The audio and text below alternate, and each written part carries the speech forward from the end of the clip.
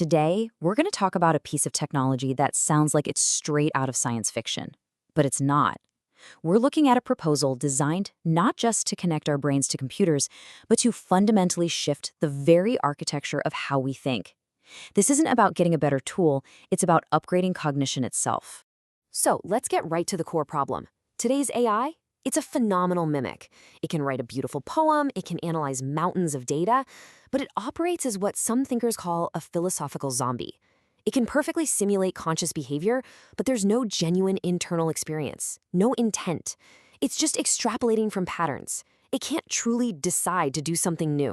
And that brings us to this central conflict, which is being called the agency paradox. And the paradox is this.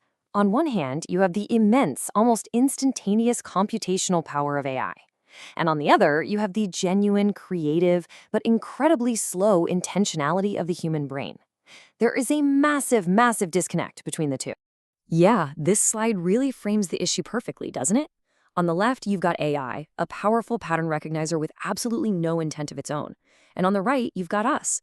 We're beings with real agency, the ability to actually originate an action. But man, are we stuck behind a huge bottleneck. We think these complex, amazing thoughts, but then we have to translate them through our clumsy fingers on a keyboard. Okay, so here's our roadmap for today. We've just talked about the agency paradox. Next up, we're going to explore the proposed solution, which is called a lens for the mind. Then we'll dive into the really cool technical stuff, the chemical gate that reads intent, the crystalline computer that processes it, and the feedback loop that delivers what's being called synthetic intuition. And finally, we'll step back and think about what this all means for the future of how we think. So what is this big solution? Well, it's called the Neurophotonic Agent, or NPA, and it represents a fundamental shift, a complete departure from pretty much every brain-computer interface that's been developed so far. And this just says it all. Most BCIs are really just trying to build a faster typewriter, right? A more efficient way to get our thoughts out of our heads and onto a screen. The NPA isn't about that kind of translation. It's about extension. It's designed to act like a lens, allowing our brain's own rate of agency to operate directly within a new, massively expanded optical world. Okay, so how on earth does this thing actually work? Well, let's start with the first and maybe the most brilliant challenge it solves. The signal-to-noise problem. See, the brain is an electrically noisy place. How does a device know when you're just daydreaming versus when you are truly focusing on something with intent? The answer, it turns out, isn't electrical at all. It's chemical. Let's just trace the process on this diagram here. It all starts at the top, in the brain, when a neuron fires with real purpose, releasing a big surge of the neurotransmitter glutamate. That glutamate then hits an enzyme layer, which kind of acts like a bouncer at a club. It converts the glutamate into hydrogen peroxide. The peroxide then seeps through a tiny barrier and chemically flips a switch in the bottom layer, and poof, it emits a single photon. The rule is simple. No intentional glutamate surge, no photon. It's an ingenious filter. So to quickly recap that process, because it's so important, an intentional thought releases a surge of glutamate. An enzyme turns that into a chemical key, hydrogen peroxide. That key flips a switch, which opens a gate, and that lets a single photon representing your focused thought pass into the computer. It's basically a biological firewall for your mind. Okay, so once that single photon is released, where does it go? It enters the processor. But this is not a processor made of silicon. This is a computer literally made of light and crystal. This right here, this is the engine of the device. That photon, your query, it enters from the left. Then it passes through this 3D printed crystal that's filled with layers of unbelievably complex microscopic structures.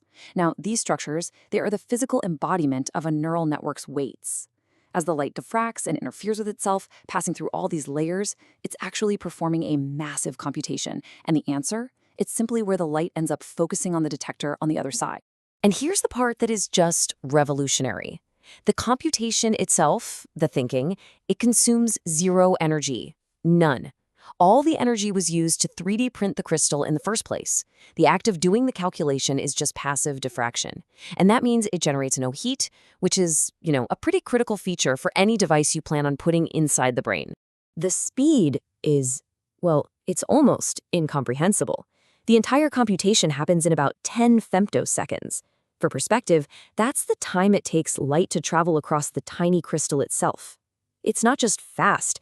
For our purposes, it's effectively instantaneous. So, what's happening here technically is called passive vector matrix multiplication. I know, it's a mouthful, but just think of the crystal as a frozen library of knowledge. Your thought, which is encoded as a photon, is the query. The actual physics of light passing through the library's structure finds the answer and just delivers it to the other side. So we've seen how intent is captured and how a calculation is performed at the speed of light. But now we get to the final and maybe most crucial step. How does that answer get delivered back to the brain in a way it can actually understand? This slide shows that final step in the loop. The focus light, which again is the answer to the computation, hits a photodetector on the output side. This is just another layer of that same perovskite material. The photon creates a tiny electrical current, which in turn generates an electrical field that stimulates a nearby neuron, causing it to fire. And this is the most profound part of the whole thing.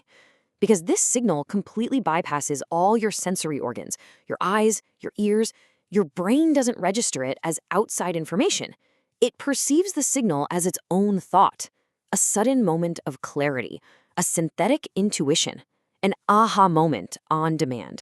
Now, critically, this whole process is safe for long-term use. It uses a principle called capacitive coupling. The device's protective insulating layer prevents any actual current from being injected into the brain tissue, which can cause a lot of damage. Instead, the electrical field just influences the neuron from across this tiny barrier. It's kind of like wireless charging for your cells. So we've walked through the entire architecture. We have an intent-driven chemical gate, a zero-energy optical computer, and a feedback loop that feels like intuition. So let's just zoom out for a second and really consider the implications of putting this all together. Here's a quick summary of the whole technology stack. You've got the transducer, which uses a lead-free tin perovskite to convert brain signals to light. A microscopic glass skin of aluminum oxide protects it. The glutamate oxide enzyme acts as that all-important chemical switch. A 3D printed polymer crystal serves as the passive light speed processor. And finally, a porous scaffold allows neurons to literally grow right into the device for perfect integration. And this all leaves us with a final and pretty provocative thought. A smartphone is a tool you hold. Language is a tool you use. But what do you call a tool that is integrated so seamlessly that its output feels like your very own intuition? When technology becomes a lens for the mind itself, that line between the user and the tool, it really starts to dissolve entirely.